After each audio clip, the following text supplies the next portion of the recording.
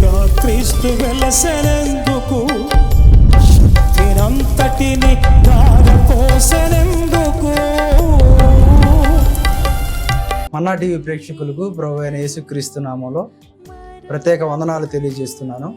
మరొకసారి encounter with living God అనేటువంటి ఒక ప్రత్యేకమైన కార్యక్రమం ద్వారా మీ ముందుకు మరొక సాక్ష్య జీవితాన్ని తీసుకురావడానికి దేవుడు సహాయం చేశారు. మీ కొరకు ఒక ప్రత్యేక వాక్య భాగాన్ని చదివి వినిపిస్తాను. ఎజ్రా గ్రంథము 6వ అధ్యాయము 21వ వచనం. కావున చెరలో నుండి విడుదల నుండి తిరిగి వచ్చిన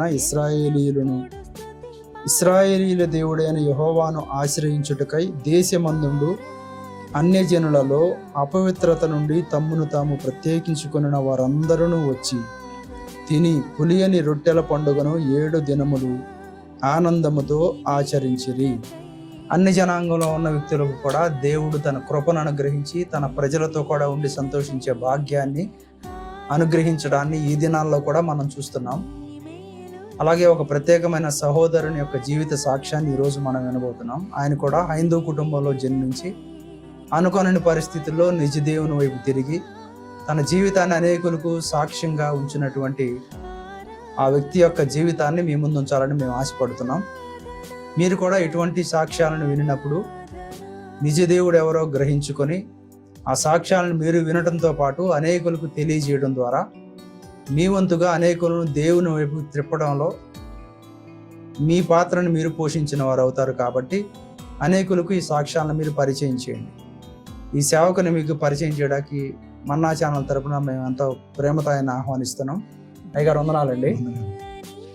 మీరు ఎక్కడి నుంచి వచ్చారు, మీ బాల్యం అంతా ఎక్కడ గడిచింది, మీ పేరేంటి, ఈ తదితర వివరాలన్నీ మా ప్రేక్షకులకు తెలియజేయండి. మన్నా ఛానల్ ద్వారా మీ అందరికీ కూడా ప్రభువుని యేసుక్రీస్తు నామములో వందనాలు తెలియజేస్తున్నాను. నేను పుట్టింది విజయనగరం జిల్లా బాడింగ్ మండలం పెన్నవలస గ్రామంలో పుట్టాను. 4 సంవత్సరాల వయసులో మా నాన్నగారు గుడివాడ రావడం జరిగింది. కృష్ణా జిల్లా గుడివాడ మండలం దొండపాడు గ్రామంలో మా నాన్నగారు వ్యవసాయం చేస్తూ వాటలో అనేక రకాలుగా పనులు చేస్తూ ఉండేవారు. అప్పుడు నాకు 4 సంవత్సరాల వయసు. అక్కడ నేను బాల్యంలో నేను చదువుకోవడం జరిగింది. నేను అన్యుడిని, హైందవ కుటుంబం నుంచి వచ్చిన వాడిని. నా పేరు శంకర్రావు, మా అన్నయ్య పేరు అప్పలనాయుడు, మా చెల్లి పేరు లక్ష్మి, మా అక్క పేరు గౌరీ. మేము యేసుప్రభు అంటే మాకు తెలియదు, మేము ఎరగము. అయితే నేను అక్కడే స్కూల్లో దొండపాడు గ్రామంలో స్కూల్లో చదువుకుంటూ ఉన్నాము. తర్వాత మా ఇంట్లో మా అన్నయ్య అంటే చాలా ఇష్టం మాకు. ఆయన మ్యారేజ్ అయిన తర్వాత హైదరాబాద్లో వారు పనిచేసుకుంటూ ఉండేవారు. కాంట్రాక్ట్ పనులు, కూలి పనులు చేసుకుంటూ ఉండేవారు. తర్వాత మా నాన్నగారు అనుకున్న రీతిగా నేను 8వ తరగతి చదివేటప్పుడు ఆయన చనిపోవడం జరిగింది. తర్వాత మా అన్నయ్య, నన్ను, మా చెల్లి, మేము చిన్నపిల్లలు. నాకు అప్పుడు 13 వెళ్ళి 14 సంవత్సరాలు, మా చెల్లికి 11 సంవత్సరాలు. అక్కడ నుండి మా అన్నయ్య హైదరాబాద్ తీసుకెళ్ళాడు. హైదరాబాద్లో యోసగూడ చెక్ పోస్టు, కార్మిక్ నగర్లో అక్కడ ఉన్నాము. మా అన్నయ్యతో పాటు నేను చదవాలని, చదువు మీద చాలా ప్రేమ ఉండేది, ఆశ ఉండేది, బాగా చదువుకోవాలని. కానీ నేను 8వ తరగతి మాత్రమే చదివాను. తర్వాత మా అన్నయ్య అడిగాడు, నువ్వు చదువుకుంటేనంటే చదివిస్తానంటే మేము కూలి పని చేసుకుని బ్రతికేవాళ్ళం. కాబట్టి మా అన్నయ్య మక్క పెళ్లి చేశాడు. అంటే కట్నాలు ఏం తీసుకోకుండా కొండ మార్పులు జరిగింది. అంటే మా అన్నయ్య మా అక్కని వాళ్ళకి ఇచ్చి, అంటే కట్నాలు లేకుండా కొండ మార్పులు అంటారు, అలా చేసుకోవడం జరిగింది. తర్వాత నువ్వు అన్నయ్య అక్క పెళ్లి చేసావు కదా, నేను చెల్లి పెళ్లి చేయాలి కదా అని నేను చదవనని చెప్పేసి నేను చెల్లి పెళ్లి చేయడం కోసం మా అన్నయ్యతో పాటు కష్టపడి పనిచేయడం జరిగింది. అయితే నా బాల్య దశలో యేసుప్రభు అంటే మా అన్నయ్య చర్చికి వెళ్ళేవాడు. మా నాన్నగారిని కూడా మా నాన్నగారు చనిపోమునిపై యేసుప్రభు నమ్ముకున్నాడు అన్నయ్య. చర్చికి వెళ్ళేవాడు, ఆ సంగతి మాకు తెలియదు. తర్వాత మా నాన్నగారు చనిపోయినప్పుడు కూడా క్రైస్తవ సమాధి చేయాలని మా అన్నయ్య పట్టుబడితే మా వాళ్ళు అక్కడ ఒప్పుకోలేదు. కనీసం సమాధిలో పెట్టడానికి కూడా వాళ్ళు ఇష్టపడకపోతే పాస్టర్ గారు, ఆర్సిఎం చర్చ్ పాస్టర్ గారు అనుకుంటే బహుశా, వారిని సంప్రదించి ఇట్లా పరిస్థితి అంటే అక్కడే మా నాన్నగారిని సమాధి చేయడం జరిగింది. సమాధి చేసిన తర్వాత మమ్మల్ని అందరినీ మా అన్నయ్య హైదరాబాద్ తీసుకెళ్ళారు. అక్కడ ఆయన చర్చికి వెళ్తూ ఉండేవాడు. కానీ నేను యేసుప్రభు అంటే నాకు ఇష్టం లేదు. ఆయన శిలువ మీద ఆయన కష్టాలు పడ్డాడు, ఆయన దేవుడు అంటున్నారు, ఆయన దేవుడు ఎలా అవుతాడు, అని అనుకునేవాడిని. నేను చర్చికి వెళ్ళడానికి నాకు ఇష్టం లేదు, నేను చర్చికి వెళ్ళలేదు, చాలా రోజులు వెళ్ళలేదు. ఆయన వెళ్తూ ఉండేవాడు. ఆయన దేవుడైతే ఆయన కష్టాలు ఎందుకు వచ్చినాయి, ఒక్క దెబ్బతో పోతాయి కదా అనుకునేవాడిని. అయితే ఒకరోజు మా అన్నయ్యని బట్టి నేను కూడా చర్చికి వెళ్ళాను. చర్చికి వెళ్ళిన తర్వాత వాళ్ళు చెప్పే మాటలన్నీ నమ్మశక్యంగానే ఉన్నాయనిపించింది. చదువు కొంత వచ్చు కాబట్టి నేను కూడా బైబిల్ చదువుతూ ఉన్నా. కానీ నాలో ఒక బాధ ఉంది. ఏంటంటే మా అమ్మ మా నాన్న అంటే నాకు చాలా ఇష్టము. వాళ్ళు చిన్న వయసులోనే చనిపోయారు.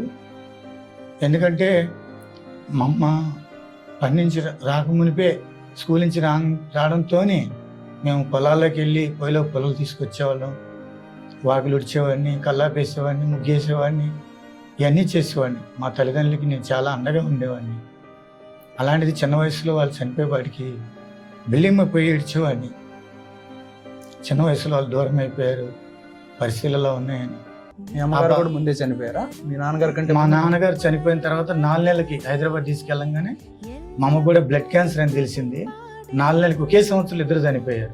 ఫిబ్రవరి 9న మా నాన్న చనిపోయాడు 1994 సంవత్సరంలో. జూన్ 25వ తారీఖున మా అమ్మ చనిపోయింది. కొన్ని నెలల వ్యవధిలోనే చనిపోయారు అనుకోని రీతిగా. సడన్గా ఇద్దరు ఒకే సంవత్సరంలో చనిపోయేపాటికి చాలా బాధ అనిపించింది. ఆ సమయంలో బిల్లిమే పోయి ఏడుస్తూ ఉండేవాడిని. చర్చికి వెళ్ళేవాడిని, కానీ అప్పుడప్పుడు వెళ్ళేవాడిని.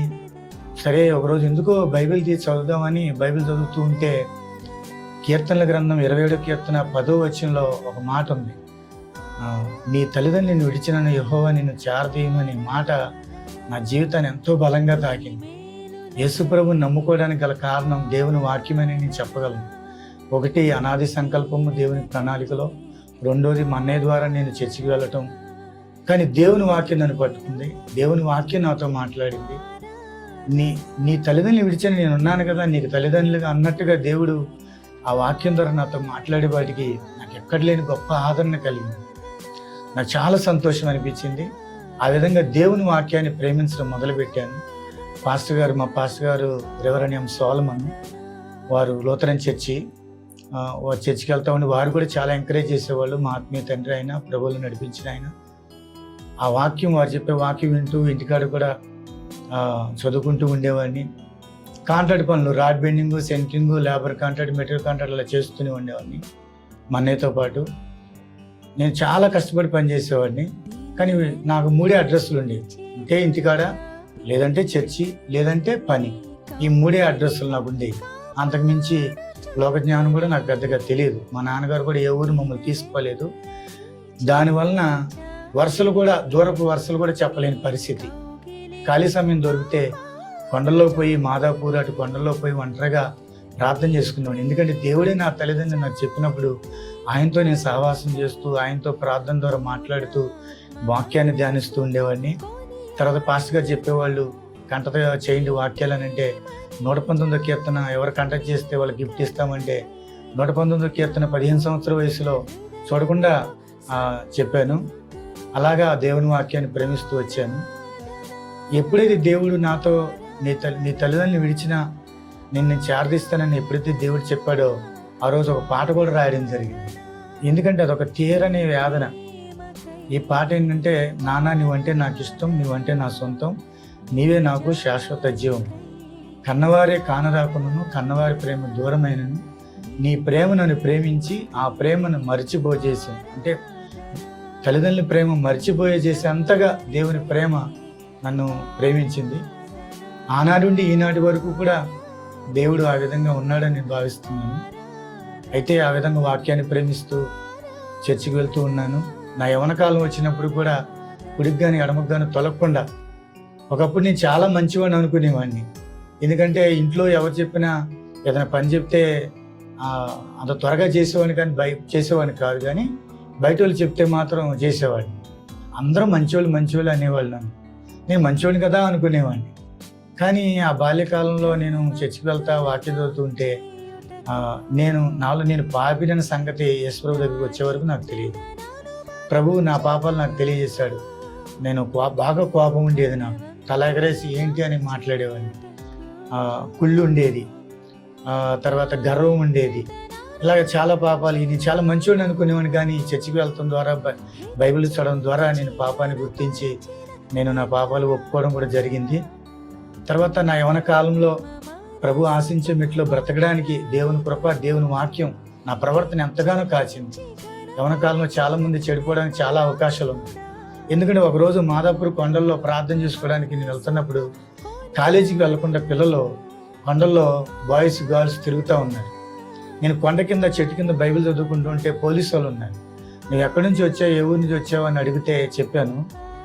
ఏంటి విషయం, వీళ్ళు ఎందుకు వచ్చారు అని అడిగి పక్కన వాళ్ళని అడిగితే తల్లిదండ్రులు కంప్లైంట్ ఇచ్చారు, వీళ్ళు కాలేజీకి వెళ్లకుండా ఇక్కడ తిరుగుతున్నారని చెప్పినప్పుడు నాకు అప్పుడు ఆలోచన వచ్చింది, ఇదే పరిస్థితి అని. కానీ దేవుడు నేను అలా చెడిపోకుండా దేవుని వాక్యం నన్ను ఎంతగానో నా స్థితి నాకు తెలియజేస్తూ, దేవుని వాక్యం నా ప్రవర్తన నియంత్రిస్తూ, ఆ విధంగా దేవుడు నా ప్రవర్తన కాచాడు. ఆ విధంగా దేవుడు చెప్పినట్టు బ్రతుకుతూ ఉన్నాను. కానీ నాలో ఒక మంట ఉండిపోయింది. ఏంటనంటే, నువ్వు నమ్ముకున్నావు, నువ్వు రక్షణ పొంది. నేను ఆ పాస్టర్ గారిని అడిగాను, నేను కూడా బాప్తిజం తీసుకుంటానండి, నాకు బాప్తిజం ఇవ్వాలనంటే, అప్పుడు కొంతమంది బాప్తిజం తీసుకుంటే నాకు కూడా అడిగాను, నేను కూడా రక్షణ పొందాలనుకుంటున్నాను, నాకు బాప్తిజం ఏంటంటే, నువ్వు చిన్నవాడివి, ఇప్పుడు వదిలే తర్వాత ఇస్తామనంటే, లేదండి ప్రభు రాకడ వస్తే నా పరిస్థితి ఏంటి, ప్రభు రాకడ వచ్చిద్దని చెప్తున్నారు, మారు మనసు పొందితేనే, రక్షణ పొందితేనే పరలోక రాజ్యం అంటున్నారు, నేను ఖచ్చితంగా నేను రక్షణ పొందుతాను, నా పాపాలను ఒప్పుకున్నాను కాబట్టి నాకు రక్షణ ఇవ్వాల్సిందని అంటే, అప్పుడు పాస్టర్ గారు నాకు బాప్తిసం ఇవ్వడం జరిగింది. నేను 1994 సంవత్సరం ఆగస్టు 29వ తారీఖు నేను రక్షణ పొందడం జరిగింది. దాదాపుగా నేను ప్రభువులో గత 31 సంవత్సరం, ఈనాటితో మనం చూసుకుంటే నా జీవితం ప్రభువులో. కాబట్టి ఆ విధంగా చిన్న వయసులోనే రక్షణ పొంది ప్రభువులో కొనసాగుతూ, మా అన్నయ్యకి అండగా ఉంటూ మా చెల్లి పెళ్లి చేశాము. అలా కాంట్రాక్ట్ పనులు చేస్తూ ఉన్నప్పుడు నాకు తెలియకుండానే ఏడుస్తున్నాను నేను. ఏంటి అని అంటే, గుండెలో మంట, వేదన. నువ్వు రక్షణ పొందావు, ఇతరులు అనేకులు రక్షణ పొందాలి, నువ్వు దేవుని సేవ చేయాలి అని దేవుడు నాలో భారం పెట్టాడు. నేను రక్షణ పొందిన తర్వాత నాకు ఒక దర్శనం వచ్చింది. మా పాస్టర్ గారికి చర్చి లేదు అప్పుడు. ఆయన సడ్డుగుడు ప్రిన్సిపల్గా ఉన్నాడు, స్కూల్లో ప్రిన్సిపల్ ఆయన పేరు. ఆయన కూడా ఇప్పుడు సేవలో ఉన్నారు. రెవరెండ్ కె విద్యాసాగర్, వరబండి విద్యాసాగర్ గారని ఆయన, వారు ఇటువరకు స్కూల్ ప్రిన్సిపల్. నువ్వు చర్చి ఇక్కడ పెట్టుకో, స్కూల్ అయిపోయిన తర్వాత ఉంటుంది కదా, చర్చి కట్టేంత వరకు పెట్టుకున్నప్పుడు అక్కడ పెట్టుకున్నారు. ఆ స్కూల్లో ఆ షెడ్ ఉండేది. షెడ్లు ఎక్కడండి, ఏ ఊర్లో? అది కార్మినగర్ నగర్లోనే, విశ్వపడి చెక్క కార్మినగర్లోనే. 1994 సంవత్సరం. అప్పుడు చర్చి లేదు, స్కూల్లోనే ఫ్యాన్లు ఉండేవి. ఆ ఫ్యాన్లు దొంగతనం చేసుకెళ్ళిపోయారు ఎవరో. అప్పుడు వారు అన్నారు, సత్యారావు, అప్పుడు నా పేరు శంకర్రావు అయితే సత్యారావు అని పెట్టారు బాప్తిజం తీసుకున్న తర్వాత. సత్యారావు ఫ్యాన్లు దొంగతనం చేసుకెళ్ళిపోయారు, గుర్కాన్ని పెడదాం కానీ కొంచెం 4 రోజులు గుర్కాన్ని చూసుకునే వరకు మీరు ఉండండి అని అన్నారు. నేను మా బావగారు ఆ స్కూల్లో ఆ షెడ్లో పడుకున్నాం, గుర్కా పెట్టే వరకు ఆ 4 రోజులు కాపులో ఉన్నాం అనమాట. ఉన్నప్పుడు దేవుడు ఒకరోజు తెల్లారుజామున సత్యారావు అని 2 సార్లు పిలిచాడు. స్వరం వినపడింది. గేటు దగ్గరికి వెళ్ళి, పొద్దున్నే మా అన్నయ్య పనికి వెళ్తానికి పిలిచాడేమో అని గేటు దగ్గరికి వెళ్తే ఎవరు లేదు. అదే స్థలంలో మళ్ళీ పాస్టర్ గారు, సాలం పాస్టర్ గారు, మా ఆత్మీయ తండ్రి గారు వాక్యం చెప్పారు సమూయేలు గురించి. సమూయేలు చిన్న వయసులోనే దేవుడు సేవకు పిలిచాడని చెప్పినప్పుడు ఇంకా నాకు బలంగా నాటుకుపోయింది. నన్ను దేవుడు సేవకు పిలుస్తున్నాడని నాకు అర్థమైంది. ఒకరోజు ఒక దైవజనుడిని వాక్యాన్ని చెప్పడానికి పిలిచినప్పుడు కూడా ఆయన కూడా చెప్పాడు, నువ్వు పాస్టర్ అవుతావు అని కూడా చెప్పాడు. ఆయన ప్రవచించాడు నా విషయంలో ఆ చిన్న వయసులోని. ఆ విధంగా దేవుడు అనేక రకాలుగా నాతో వాక్యం ద్వారా, సేవకుల ద్వారా, పరిస్థితుల ద్వారా కూడా మాట్లాడుతున్నప్పుడు నా గుండెలో వేదనగా మండుతూ ఉంటే, ఇర్మియా గ్రంథం 20:8 యెహోవా నీవు ప్రేరేపించగా నీ ప్రేరేపణ లోబడి తిని నువ్వు బలవంతం చేసి నన్ను గెలిచితు అని ఒక మాట ఉంది. నేను చెప్పకుండా ఉండలేను అని నా హృదయంలో అది మండుతుందని ఇర్మియా ప్రవక్త అక్కడ మాట్లాడిన సందర్భం, ఆ వచనంతో కూడా దేవుడు నాతో మాట్లాడాడు. ఈ విషయాలన్నీ మా అన్నయ్య చెప్పినప్పుడు, అన్నయ్య మా ఇంట్లో చాలా భక్తిగా ఉంటాడు. మా అన్నయ్య అంటే మాకు చాలా ఇష్టం. అన్నయ్యకి ఈ విషయం చెప్పాను, అన్నయ్య మన సేవకి వెళ్ళిపోతాను. సాక్ష్యం చెప్పినప్పుడల్లా కూడా నేను నా దేవుని నమ్ముకున్నా, నేను రక్షణ పొందా, నేను దేవుని సేవ చేయాలి, ఇతరులు అనేకులు రక్షణ పొందాలి అని నేను చెప్తూ ఉంటే, తర్వాత మా పాస్టర్ గారు పక్కన విద్యాసాగర్ గారని, వారు కూడా మా పాస్టర్ గారితో పాటు సేవలో సహకరించేవారు. వారు ఇప్పుడు సేవలో ఉన్నారు. మరి ఖమ్మంలో అజరయ్య గారు ఉన్నారు, మరి అక్కడికి వెళ్తావా, మరి బైబిల్ కాలేజ్ నుంచి వెళ్ళి చదువు, బైబిల్ ట్రైనింగ్ తీసుకో, తర్వాత సేవ చేద్దాం అన్నప్పుడు మా అన్నయ్య చెప్పినప్పుడు, మంచిదేరా సేవ చేస్తానంటే మాకు చాలా సంతోషం అని అన్నయ్య కూడా సేవకు ప్రోత్సహించారు. మీ అన్నయ్య ఏం చేస్తారండి? మా అన్నయ్య ఇప్పుడు బిల్డర్ అండి. ఆయన అప్పుడు కాంట్రాక్టర్. మేము rod bending contract, centering contract, labour contract, material contract వరకు చేసాం. అప్పట్లోనే రోజుకి ఇంచుమించు 500 సంపాదించేవాడిని. నేను ఒక్కడిని, 3 మనుషులు పనిచేసేవాడిని. సూర్యుడు ఉదయించి అస్తమే సూర్యుడు ఉదయించేవాడు. అలా పని డే అండ్ నైట్లో వర్కులు చేస్తూనే ఉండేవాడు. మా పనులకి వారానికి పేమెంట్ 13 రోజులు, 14 రోజులు, 15 రోజులు వెళ్తుండే. అప్పుడు రాడ్ బెండింగ్ వచ్చి 70 పైసలు, సెంటరింగ్ వచ్చి 4 రూపాయలు, లేబర్ పేమెంట్ వచ్చి 60 రూపాయలు ఇంచుమించే ఉండేది. మెటీరియల్ కాంట్రాక్ట్ 250 రూపాయలు ఉండేది. ఇప్పుడు మెటీరియల్ కాంట్రాక్ట్ స్క్వేర్ ఫీట్ అడుగు వచ్చి 2000 దాటిపోయింది. అంత పని. ఇప్పుడు బిల్డర్ మా అన్నయ్య వైజాగ్లో. కానీ దేవుడికి మరి మా అన్నయ్యకి చెప్పినప్పుడు ఇక సరే మంచిది అన్నప్పుడు సేవకు రావడం జరిగింది.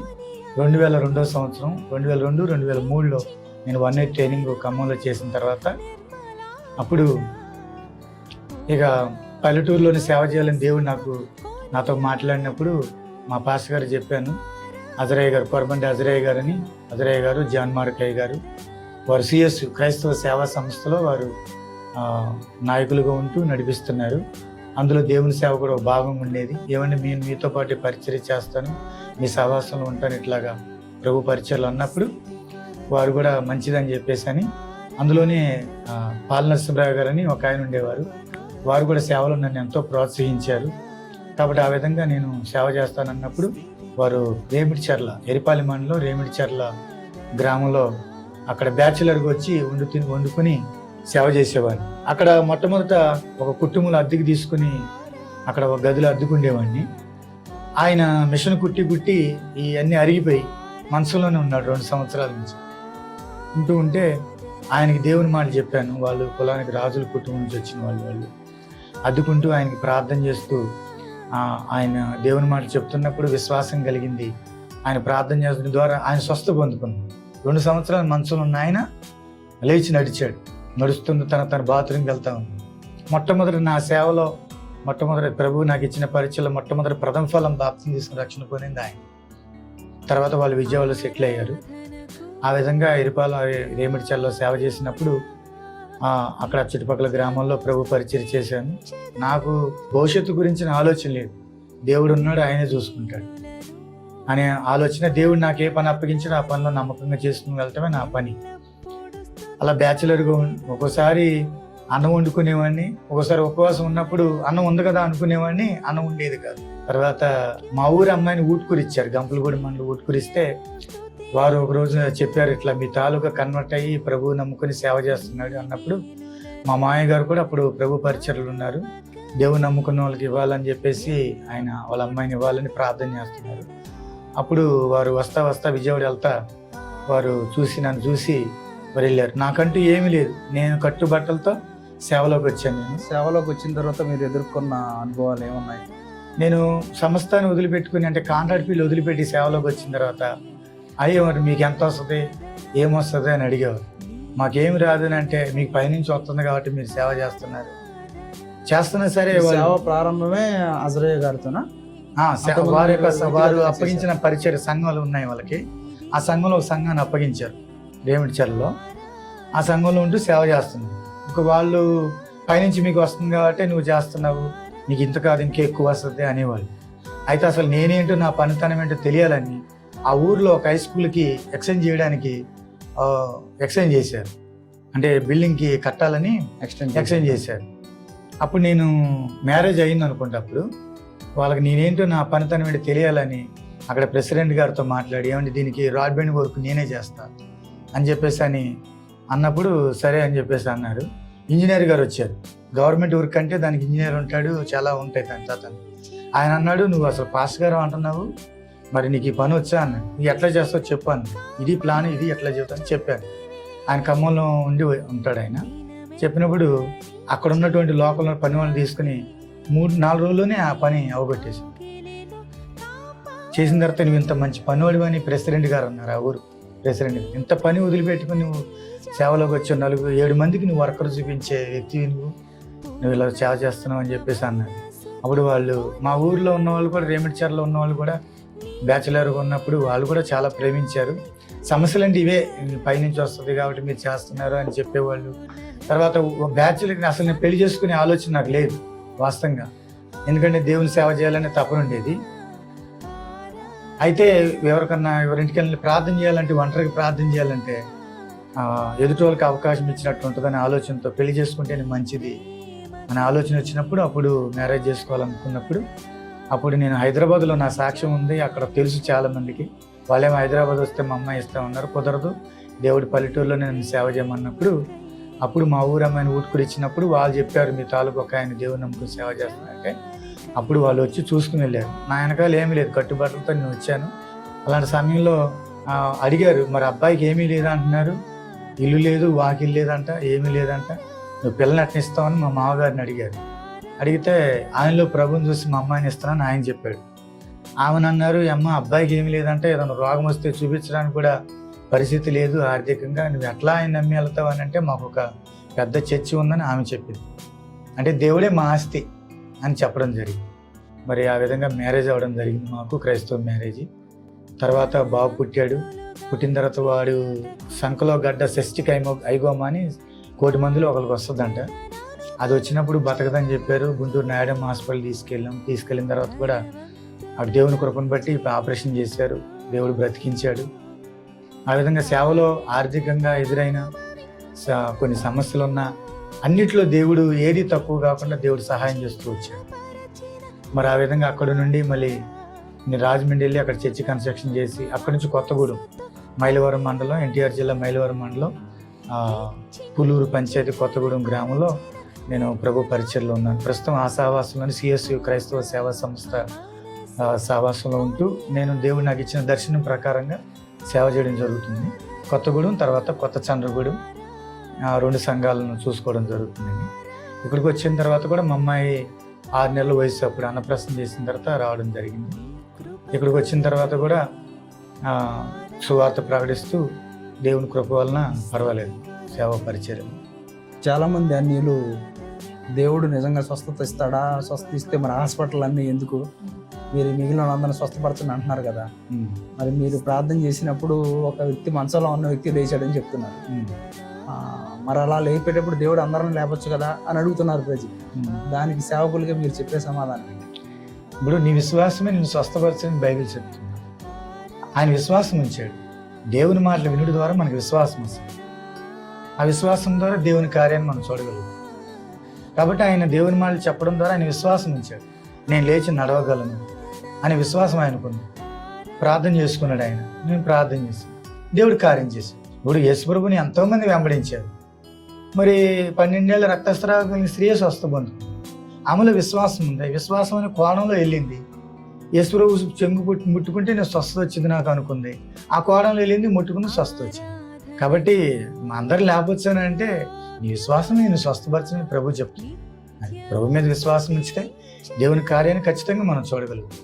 ఈరోజు ఒకప్పుడు నాకు కట్టుబాటుతో నేను వచ్చాను. దేవుడు ఈరోజు నన్ను సమృద్ధి అయిన స్థితిలోనే ఉంచాడు. నా పిల్లలు, మరి దేవుని నమ్ముకున్న పిల్లలను కూడా ఆ స్థితిలోనే ఉంచాడు. మారు మనసు పొందిన తర్వాత మీ హృదయంలో ఒక రకమైన మంట వచ్చిందని అనేక మంది మారు మనసు పొందిన వాళ్ళకి, దేవుణ్ణి ఎరగని వాళ్ళకి చెప్పాలన్న తపన ఎక్కువగా ఉందని చెప్తున్నారు కదా. ఈ దినాల్లో క్రైస్తవులు కూడా వినేసి వదిలేసుకుంటున్నారు కదా. దేవుని గురించి చెప్పాల్సిన బాధ్యత ఎవరిది? ఎందుకు చెప్పాలి? ఎందుకు అనేక మందికి దేవుడి గురించి చెప్పాలి? దీన్ని మతవ్యాప్తి అనుకుంటున్నారు. ఇప్పుడు మీరు ఇలా వచ్చి చెప్తున్నారు, లేకపోతే మేము ఇలా సాక్ష్యాలను షూట్ చేస్తున్నాం, అనేక మందికి చెప్తున్నప్పుడు వీళ్ళు మతాన్ని వ్యాప్తి చేయడానికి ఇలా చేస్తున్నారు అని అనుకుంటున్నారు. ఎందుకు ఒక వ్యక్తి దేవుణ్ణి నమ్ముకోవాలి, దేవుని వైపు చూడాలని మీరు చెప్తారు? అంటే ఒకటి, ఇప్పుడు ఈ లోకం మనకు శాశ్వతమైనది కాదు. మనకి 2 గమ్యాలు ఉన్నాయి, పరలోకం లేదా నరకం. ఈ 2 గమ్యాలు. మరి పరలోకాన్ని వెళ్ళటానికి కూడా కొన్ని లెక్కలు ఉంటాయి. మారు మనసు అనుభవం ఉండాలి, రక్షణ అనుభవం ఉండాలి, పరిశుద్ధాత్మ అనుభవం ఉండాలి, వాక్యానుసారమైన జీవితం ఉండాలి. ఇవి ఉంటేనే మనకి పరలోకం. అయితే యేసు ప్రభు అంటే ఎందుకు అని అంటే, పాపం వల్ల వచ్చే జీతం అంటే మరణం, నిత్య నరకం. అట్టి మరణం నుండి, నరకం నుండి తప్పించాలని యేసు ప్రభు ఈ లోకానికి వచ్చాడు. ఆయన మన పాపములన్నీ, మన పాపం యొక్క శిక్షణ ఆయన భరించాడు. ఆయన చనిపోయి తిరిగి లేచాడు. ఆయన నమ్ముకున్న ద్వారా మన పాపాలకు క్షమాపణ ఉంది, పరలోకం. యేసుప్రభు చెప్పాడు, రోగికి డాక్టర్ అంత అవసరమో పాప రోగం ఉన్న వ్యక్తికి యేసుప్రభు అంతే అవసరం. నువ్వు మంచివాడైతే యేసుప్రభు అవసరం లేదు నీకు. నువ్వు జన్మతా పాపివి, కర్మతా పాపివి అంటే యేసుప్రభు ఖచ్చితంగా అవసరం. ఎందుకంటే ఆయన నామంలో మనకు పాప క్షమాపణ, రక్షణ ఉంది. ఎందుకంటే పాపానికి ప్రాయశ్చిత్తం ఆయనే చేశాడు. పాప అంటే ఎవరు? పాపం అంటే ఏమని నిర్వచిస్తారు మీరు? పాపం అంటే దేవుని మాట వినకపోవడమే పాపం, దేవుని ఆజ్ఞని అతిక్రమించడమే పాపం, దేవుడే ఏం చెప్పాడో అది చేయకపోవడమే పాపం. పాపినని గ్రహించిన తర్వాత మనిషి చేయవలసిన పని ఏంటి? పాపిని గ్రహించాలంటే ప్రభు దగ్గరికి వస్తేనే మనకు తెలుసు. ఎందుకంటే నేను ఒకప్పుడు మంచివాడిని అనుకున్నాను, చాలా మంచివాడిని అనుకున్నాను. నేను బయట వాళ్ళు ఏ పని చెప్తే వచ్చే పని చేసేవాడు, చాలా మంచివాడిని కడుపు సల్లం ఉండగా అని దీవించేవాడు, చాలా మంచివాడిని నేను అనుకునేవాడిని. ప్రభు దగ్గరికి వచ్చిన తర్వాత ఆయన పరిశుద్ధతలో నా పాపాన్ని గుర్తించాను. ఎందుకంటే యెషయా అనే ప్రవక్త యోధరాజు చచ్చిపోయినప్పుడు, రాజు ఒక దేశానికి తల, రాజు చచ్చిపోయినప్పుడు ఈ దేశ పరిస్థితి ఏంటి అని మందిరానికి పోయి ప్రార్థన చేస్తే రాజులకు రాజే మందిరంలో కనబడినప్పుడు ఆయన మహిమను చూసినటువంటి యెషయా, నేను పాపిని, నా అపవిత్రుడిని, అపవిత్రమైన పెదవులు గల వారి మధ్య నివసిస్తూ చెప్పాడు. తన పాపాన్ని ఒప్పుకుని మారుమనసు పొందాడు. పాపాన్ని తను గుర్తించగలిగి దేవుని యొక్క నీతిలోని, మంచితనంలోనే, ఆ పరిశుద్ధతలోని తను గుర్తించగలిగాడు. వెంటనే తను ఒప్పుకున్నాడు కాబట్టి తన పాపానికి ప్రాయశ్చిత్తం జరిగిందని దేవుడు చేశాడు. అక్కడ చేసిన తర్వాత దేవుని యొక్క నొప్పి ఏంటో చెప్పాడు. అక్కడ ఏంటనంటే, నేను ఎవరిని పంపేదను, నా నిమిత్తం ఎవరు పోవును, నువ్వు నన్ను చూసి నేను నశించితిని అని అంటివి, నువ్వు పరిశుద్ధుడు, నేను పాపిని, నేను నశించదను అని అంటివి. నీలాగా నశించిపోయే వాళ్ళు చాలా మంది ఉన్నారు, నీ పాపానికి ప్రాయశ్చిత్తం వచ్చి నువ్వు రక్షించబడ్డావు. నీలాగా నశించిపోయే వాళ్ళు చాలా మంది ఉన్నారు కాబట్టి నేను డైరెక్ట్గా ఎవరికి చెప్పను కదా. కాబట్టి నేను ఎవరిని పంపేదనంటే నేనున్నాను, నన్ను పంప అన్నాడు యెషయా ప్రవక్త. విషయం ఏంటంటే, ఒక వ్యక్తి రక్షించబడాలంటే దానికి ఒక ప్రణాళిక ఉంటుంది. రక్షణ అనేది ఎలా వస్తుంది? విశ్వాసం ద్వారా ఒక వ్యక్తి రక్షించబడి. విశ్వాసం ఎలా వస్తుంది? వాక్యం వినుట వలన విశ్వాసం. వాక్యం వినాలంటే వాక్యం చెప్పేవాడు కాదు, వాక్యం చెప్పాలంటే ఆ చెప్పే వ్యక్తిని దేవుడు పంపించాలి.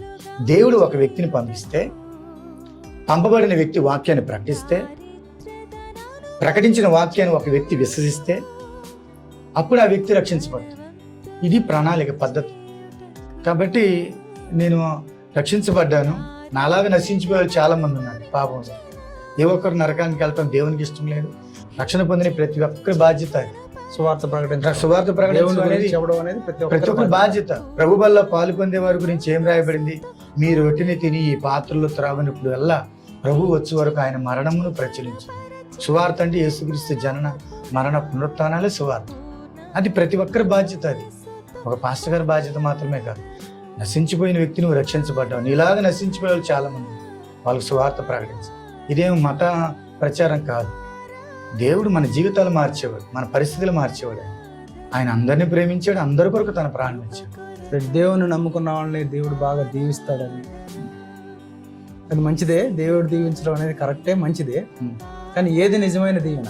యాకోబు 2 గుంపులైన తర్వాత కూడా ఎబ్బోకు రేవు దగ్గర నాకు దీవెన కావాలని దేవుడిని అడిగాడు. జనరల్ గా మనం అనుకునే దీవెన ఆల్రెడీ ఆయన దగ్గర ఉంది. అప్పటికి 2 గుంపులైన జనాలు, విస్తారమైన పశువులు ఉన్నాయి, చాలా ఆస్తి సంపాదించాడు. మనం అనుకునే దీవెన ఆల్రెడీ ఆయన దగ్గర ఉంది, కానీ ఇంకా దీవెన కావాలని అడిగాడు. నిజమైన దీవెన ఏదని మీరు అనుకుంటున్నారు?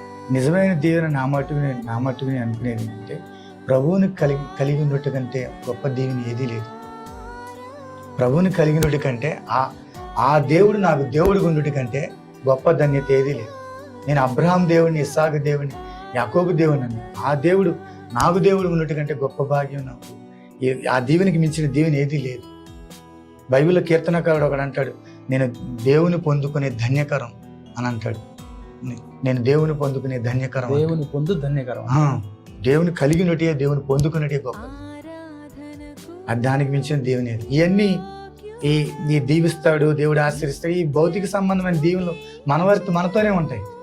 కానీ ప్రభువుని కలిగి ఉంటే భౌతిక సంబంధమైన దీవులు ఉంటాయి, పరలోక సంబంధమైన దీవులు కూడా ఉంటాయి. మీకు ఇంకా భవిష్యత్తులో నేను ఎలా చేయాలి, దేవుని కొరకు నేను ఎలా చేయాలనేటువంటి ఆశయాలు ఏమైనా ఉన్నాయా? దేవుని సేవ మామూలుగానే ప్రభు పరిచర్యలో నాకు ఒకటేనండి విషయం ఏంటంటే, యేసుప్రభు ఒక మాట అంటారు, నావన్నీ నీవి, నీవు నావి. ఇదే నా సిద్ధాంతం. దేవుడు నాకు ఏది ఇచ్చినా అది దేవునిదే. కాబట్టి దేవుడు నా సంఘాన్ని అప్పగించాడు, సంఘం ద్వారా దేవుని సువార్తను ప్రకటిస్తున్నాము. దాదాపు ఇంచుమించు ప్రభు పరిచర్లో సేవలో ఎన్నో అనుభవాలు ఉన్నాయి, ఆటంకాలు ఉన్నాయి. అవన్నీ ప్రార్థన ద్వారానే దేవుడు విజయం ఇస్తున్నాడు. ఎంతోమందిని దేవుడే ఆయనే ఆకర్షిస్తున్నాడు, నడిపిస్తున్నాడు. చాలామంది దేవుని వాక్యం వింటున్నారు, మేలు పొందుకుంటున్నారు, రక్షణ పొందుకుంటున్నారు. దేవుడు కార్యాలు అనేకం చేస్తున్నాడు. కానీ బాధ విషయం ఏంటంటే, చాలామంది దేవుని సువార్తను ప్రకటించేటువంటి భారం లేదు. అంటే అది పాస్టర్ గారిదే, మాకు సంబంధం లేదన్నట్టుగా ఉంటుంది విశ్వాసులు. నేను నా కుటుంబం అంతే చాలు, తర్వాత నెక్స్ట్ తరం అనేది లేదు. అదొక బాధాకరం విషయం. కానీ ఆ భారం ప్రతి ఒక్కరూ కూడా కలిగి ఉండాలి అనేది నా ఆశ ఒకటి. ఇంకొకటి, దేవుడు నాకు అప్పగించిన సంఘం ఆయన రాకలు ఎత్తబడే విధంగా నేను ఆ సంఘాన్ని నడిపించాలనేది నా ఉద్దేశం. కాబట్టి ఒకసారి ఈ సంఘాన్ని గురించి బాగా తీవ్రంగా ఆలోచించాను. దేవుడు చెప్పినట్టుగా నేను నడవాలి, మీరు కూడా నడవాలి అనేటువంటిది నా యొక్క ఆశ. కానీ ఆశించే పరిస్థితులు సంఘంలో కనబడతారు. నేనున్నట్టుగా వీళ్ళు ఎందుకు ఉండరు అని నాకు బాధ అనిపించేది. సువార్త కూడికలు పెట్టిన రారు, ప్రోకుడి పెట్టిన రారు, తర్వాత వాక్యానికి లోబడరు, చర్చికి వస్తారు, తర్వాత మళ్ళీ యుద్ధాలే. ఇట్లా ఎందుకు ఉంటున్నారు వీళ్ళు, వాక్యం చెప్పిన ప్రకారం ఎందుకు జీవించరు అని బాధ ఉండి వాళ్ళ గురించి తీవ్రంగా ఆలోచన చేసి తర్వాత దేవుని దగ్గర మొరపెట్టినప్పుడు దేవుడు ఏమన్నాడంటే, నువ్వు చెప్పు, వింటే విన్నారు, వినకపోతే వారిని అన్యుడిగా ఒక సుంకరగా భావించమని చెబుతాను, ప్రార్థన చేస్తాను, వారి దేవుడే వాక్యం ద్వారా వారిని దేవుడు మార్చుకుంటాడని. అలా జరిగిన సంఘటనలు చాలా ఉన్నాయి. దాదాపుగా 79 మంది రక్షణ పొంది. ఈ యొక్క 2003లో నేను పరిచయలోకి రావడం జరిగింది. 2025 వరకు 79 మంది ప్రభువులోకి రక్షణ పొందడం జరిగింది. క్రైస్తవులో ఉండాల్సిన మరొక ముఖ్యమైన క్వాలిటీ ఏంటంటే త్యాగం. ఈ రోజుల్లో ప్రజలు మాటలు చెప్తున్నారు కానీ ముఖ్యంగా క్రైస్తవులు దేవుని కొరకు ఏ త్యాగం చేసే పరిస్థితిలో ఉండడం లేదు. దీన్ని మనం ఎలా చూస్తాం? ఒక పెద్ద సేవకుడి గురించి మొన్న ఈ మధ్య విన్నాను. ఆయన 2002వ సంవత్సరం నుంచి 2022వ సంవత్సరం పట్టిందంట ఒక స్థలాన్ని కొనడానికి. ఇంచుమించి 20 సంవత్సరాలు ఆ స్థలాన్ని కొని దానిలో గుడి కట్టిన తర్వాత 10 కోట్ల రూపాయలు అయిందంట మొత్తం మీద. ఆ 10 కోట్ల రూపాయలు ఎక్కడి నుంచి వచ్చినాయో అమ్మగారికి తెలియదంట, పిల్లలకి తెలియదంట, పాస్టర్ గారు మాత్రమే ప్రార్థన చేసేవాళ్ళంట, ఆయనే ఎట్లా కట్టారో తెలియదు. అది మొత్తాన్ని మళ్ళీ సహవాసానికి సంబంధించి సేవకి పిల్లలకి ఎవరికి ఏమీ ఇవ్వలేదంట. అంటే నేను చెప్పే ఉద్దేశం ఏంటంటే, ఆయన ఏం చెప్పారంటే, దేవుడు తన ప్రాణాన్ని త్యాగం చేసి సమస్తం ఇచ్చేశారు, నేను సంపాదించి ఇది మొత్తం నా పిల్లలకు రాయగలను, కానీ నేను ఎక్కడ సేవకుడిగా నిలబడగలను, అనేక తరాలకు దీవెనకరంగా ఉండాలంటే ఇది దేవునికి మాత్రమే చెందాలనేది నా ఉద్దేశం అని కన్నీళ్లతో ఒక సేవకుడు చెప్పడానికి విన్నాను నేను. అలాంటి త్యాగాన్ని అసలు ఎక్కడ మనం చూస్తున్నాం? ఈ రోజుల్లో క్రైస్తవుల్లో కానీ ఎక్కడైనా ఉండాలి, ఎక్కడ మనం చూస్తున్నాం ఇటువంటి త్యాగం ఉండాలి. త్యాగం ఉండాలి. ఇప్పుడు మనం నమ్ముకున్న వ్యక్తి అలాంటి వాడు. ఆయన పరలోక మహిమను వదిలిపెట్టి తన రక్తాన్ని, తన ప్రాణాన్ని ఇచ్చాడు ఆయన. ఆ త్యాగం లేకపోతే అలా ఇప్పుడు నేను ఉన్నానండి, నేను రాడ్ బెండింగ్ కాంట్రాక్టర్ని, అవన్నీ వదిలిపెట్టి వచ్చాను.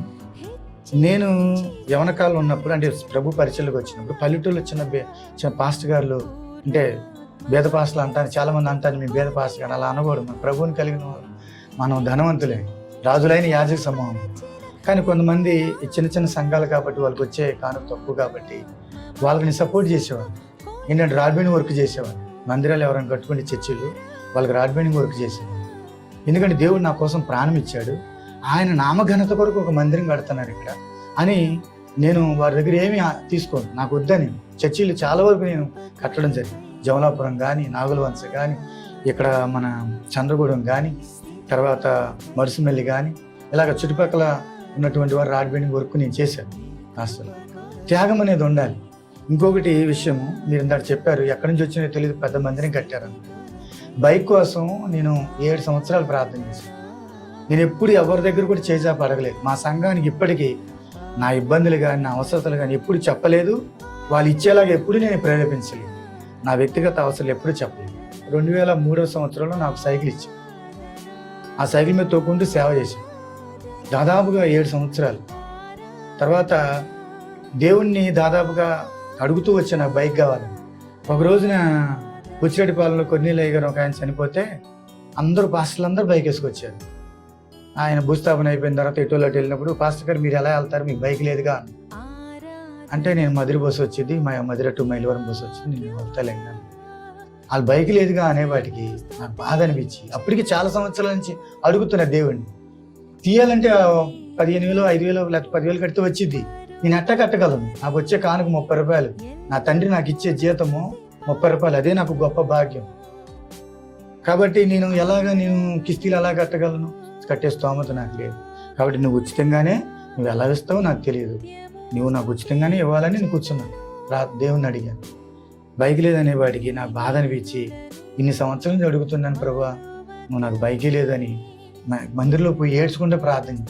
దేవుడు ఒక మాట అన్నాడు, నువ్వు సేవ చేస్తున్నావు, నీకు సైకిల్ అని ఉంది, కానీ నేను సేవ చేసినప్పుడు నాకు సైకిల్ కూడా లేదు, కాలునడక తిరిగి నేను సేవ చేస్తానని ప్రభు చెప్పాను. అప్పుడు ప్రభు నాకు సైకిల్ ఇచ్చావు, నీకు వందనాలు అని నేను ప్రభువు చెప్పగలిగి. అలా దేవుడు మాట్లాడినప్పుడు సంతోషించా, స్తుతించా, సాగిపోయా. ఆ భారం పోయింది. మళ్ళీ ఏం జరిగిందంటే మధ్యలో ఒక గృహకుడికి పెట్టిన తర్వాత వెళ్తుంటే మా బాబు కడ్డి మీద కూర్చొని నిద్రపోతున్నాడు. వాడు కాళ్ళు భూమికి తగులుతూ ఉండంటే పెడల్లో పడి గేర్ కేసు కోసేసింది, సైకిల్ మడిని కోసేసింది. మడమడ రక్తం కారిపోతుంది, ఏడుస్తూ ఉన్నాడు. కరెంట్ స్తంభం దగ్గర తీసుకెళ్ళి వెలుగులో చూస్తే రక్తం కారుతుంటే పక్కనే వేణు డాక్టర్ గారు ఉంటే వారి దగ్గర తీసుకెళ్ళి చూస్తే కారిపోతుంది. ఇక ఎమ్మటే కట్టిన తర్వాత మళ్ళీ చర్చిలోకి వెళ్ళి ప్రార్థన, ప్రభువా నాకు బైక్ ఇస్తే ఈ పరిస్థితి ఉండేది కాదు కదా, నా కొడుకు చూడు రక్తం కారిపోతుంది కాదు అంటే దేవుడు అన్నాడు, నీ కొడుకు గురించి నువ్వు ఎంత బాధపడుతున్నావు, నా కుమారుని మీ పాపాల కోసం ఇచ్చాను, నేనెంత బాధపడాలి. ప్రతి విషయంలో మనకు మాదిరి ఆయన. మనం ఏ పరిస్థితులైనా మనం జయించాలంటే ఆయన వైపు చూస్తే మనం జయించగలుగుతాం. ఏ పరిస్థితులైనా ఆయన మనం చాలినవాడు, సరిపోయింది. త్యాగం అంటే ఆయనే. ఆయన త్యాగం మనం కలిగి ఉండాలి, ఆయన మనసు మనం ఎప్పటికీ కలిగి ఉండాలి. సరే గారు, సంతోషం. మీరు చెప్పింది మీ విశ్వాసం దేవునికి అంగీకారయోగ్యంగా ఉండటం అనేది చాలా సంతోషకరమైన విషయం. ఈ దినాల్లో క్రైస్తవుల మీద అనేక దాడులు జరుగుతున్నాయి, క్రైస్తవం మీద కూడా దాడులు జరుగుతున్నాయి. దానికి మనం తల వంచుకొని ఉండాలంటారా మౌనంగా, లేకపోతే దాన్ని మనం ఎదిరించాలా? రాజ్యాంగం ఇచ్చిన హక్కు అంటూ కొంతమంది అంటున్నారు, అలా చేయడం కరెక్ట్ అంటారా? మీ అభిప్రాయం ఏంటి ఆ విషయంలో? మీ అభిప్రాయం అంటే రాజ్యాంగం ప్రకారంగా ఎవరి మతాన్ని వారు ప్రచారం చేసుకోవచ్చు. ఇప్పుడు ఒక విషయం అండి, నేను చెప్పదలుచుకున్న బలమైన విషయం ఏంటంటే, ఏది సత్యమో దాన్ని ఎవరు ఆపలేదు. ఏది అసత్యమో, అసత్యం అనుకుంటే అది ఏదో రోజు ఆగిపోదు. సత్యము ఇది అసత్యం అనుకుంటే దాంతో యుద్ధాలు పోరాటాలు చేయాల్సిన అవసరం లేదు. అసత్యం అనుకునేది ఏదో ఒక రోజు ఆగిపోదు. కానీ ఏది సత్యం అనుకుంటున్నామో అది ఎవరు ఆపలేదు, అది ఆగదు. కాబట్టి దాంతో మనం యుద్ధాలు చేయాల్సిన అవసరం కూడా లేదు. ఈ దాడులు ఇవన్నీ అనవసరం. ఎందుకు? దేవునితో పోరాడి ఎవరు గెలవలేదు. అయితే వాటిని కూడా కొన్ని దేవుడు అనుమతిస్తున్నాడని మనం అనుకోవచ్చా? దేవుని శిష్యులందరూ కూడా దేవునితో ఉండి చనిపోయిన వాళ్ళని లేపి ఎన్నో గొప్ప కార్యాలు చేసిన వాళ్ళు కూడా చివరికి దేవుని కొరకు హతసాక్షులు అయిపోయారు. దేవుడు అప్పుడు వాళ్ళని రక్షించగలరు కావాలనుకుంటే, కానీ దేవుని చిత్తంలో వాళ్ళు దేవుని కొరకు మరణించవలసి ఉన్నది. కాబట్టి దేవుని కొరకు ఈ రోజుల్లో అలా చాలామంది త్యాగం చేస్తున్నారు, ప్రాణాలు కోల్పోతున్నారు, తన్నులు తింటున్నారు, ఇలా ఇవన్నీ జరుగుతున్నాయి. జరిగినప్పుడు కూడా దాని ద్వారా అది దేవుని చిత్తంలో ఉందనుకొని మౌనంగా ఉండడం ద్వారా మరికొంతమందికి దీవెనకరంగా ఉండొచ్చు అంటారా? అవి దేవుని చిత్తాన్ని బట్టి అనుమతించబడిన అది దాని ద్వారా ఇంకా ప్రబలం అయితే తప్ప అది ఆగదు. త్వరో మగపిల్లలందరినీ, ఇశ్రాయేల్ మగపిల్లలందరినీ చంపేయమన్నారు. వాళ్ళు ఎక్కువైపోతున్నారు. ఇంకా చంపేయమంటే అది ఎక్కువైంది కానీ తక్కువ అవ్వలేదుగా. దానివల్ల నష్టమే జరిగింది. ఆయన నైల్ నదులు పడేస్తే ఇశ్రాయేల్ పిల్లల్ని దేవుడు ఎర్ర సముద్రంలో మునిగిపోయింది ఫరో సైన్యం. దేవునితో పోరాడి ఎవరైనా గెలవలేము.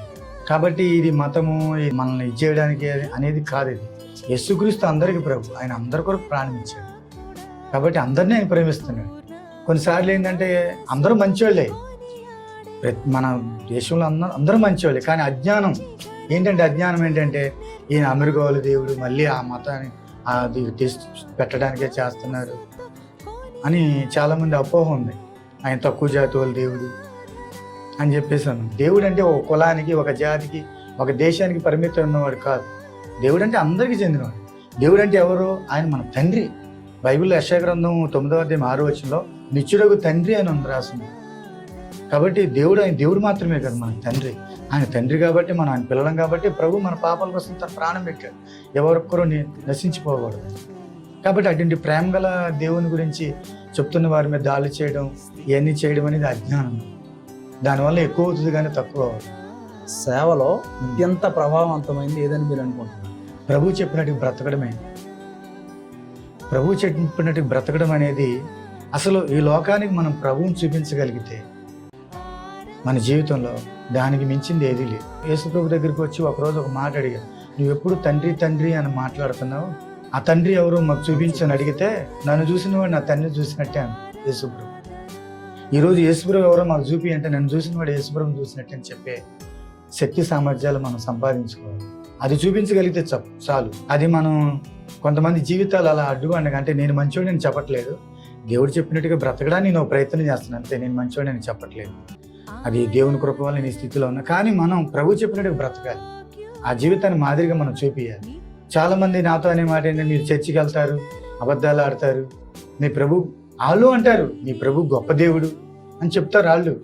కానీ మరి వీళ్ళేంటి ఎట్లా జీవిస్తున్నారంటే నేను అంటాను, నువ్వు వాళ్ళ వైపు చూడబాకండి, మీరు ప్రభు వైపు చూడండి అని వారికి నేను చెప్తా ఉంటాను. మా హిందూ సహోదరులు కానీ మా గ్రామస్తులు కానీ ఎవరో మాకున్నప్పుడు వాళ్ళకి చెప్తా ఉంటారు ఇట్లా. కాబట్టి కొంతమంది, అందరూ కాదు, కొంతమంది అజ్ఞానంలో ఉండి దాన్ని మత ఛందస్థవాదం అంటారు. ఇది మతం కాదు, ఇది మతం కాదు, మార్గం, పరలోకం వెళ్ళటానికి ఒక మార్గం. యేసు నేనే మార్గం సత్యం జీవం, నా ద్వారా తప్ప పరలోకం ఎవరు వెళ్ళరన్నారు చెప్పారు.